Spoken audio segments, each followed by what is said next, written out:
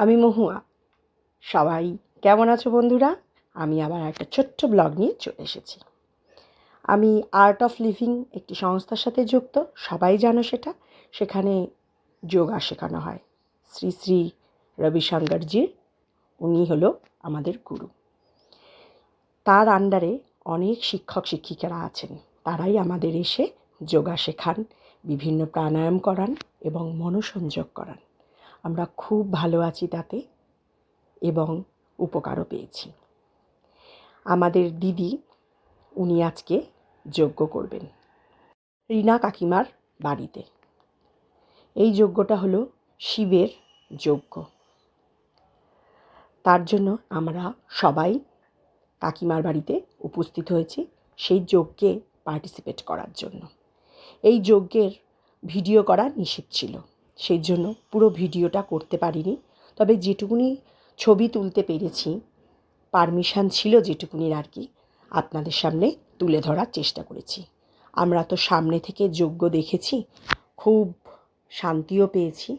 আপনারা দূর থেকে যেটুকুনি পাবেন দেখতে সেটুকুনি অনুভব করুন এবং ভগবানের আশীর্বাদ নিন।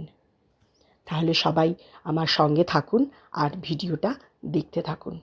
যখন যজ্ঞের আগুন দাউ দাউ করে প্রজ্বলিত হচ্ছিল, তখন আমাদের বলেছিল, যার যার মনস্কামনা পূর্ণ করতে চাও সেই মনস্কামনা চেয়ে নিও ভগবান শিবের কাছে।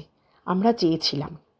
আপনারাও দূর থেকে যদি মনে হয় আপনারাও মনস্কামনা করবেন ভগবান শিবের কাছে, যদি পূর্ণ হয়ে যায় তাহলে তো খুবই ভালো।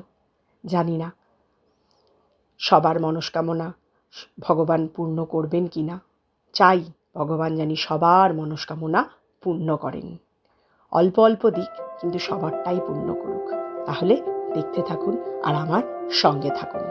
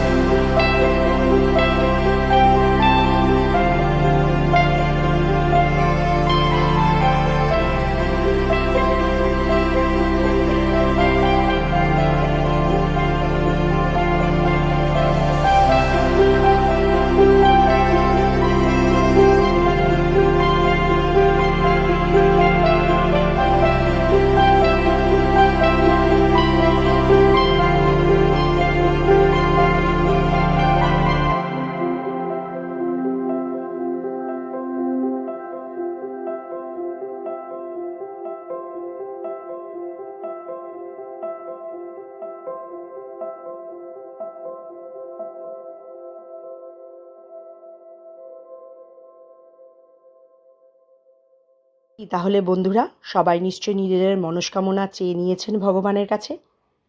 তারপর যজ্ঞ শেষ করে যজ্ঞের আগুন নিভিয়ে দিয়ে দিদি আরতি করলেন। সবাই আমরা উলুধ্বনি, শঙ্খধ্বনি আর ঘণ্টা ধ্বনি দিয়ে দিদিকে সাহায্য করলাম।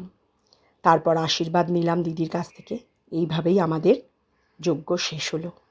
সবাই ভালো থাকবেন, সুস্থ থাকবেন, সাবধানে থাকবেন। ভিডিওগুলো লাইক, শেয়ার আর সাবস্ক্রাইব করে দেবেন, যাতে আমি ভবিষ্যতে সামনে এগিয়ে যেতে পারি। তাহলে আজ টাটা।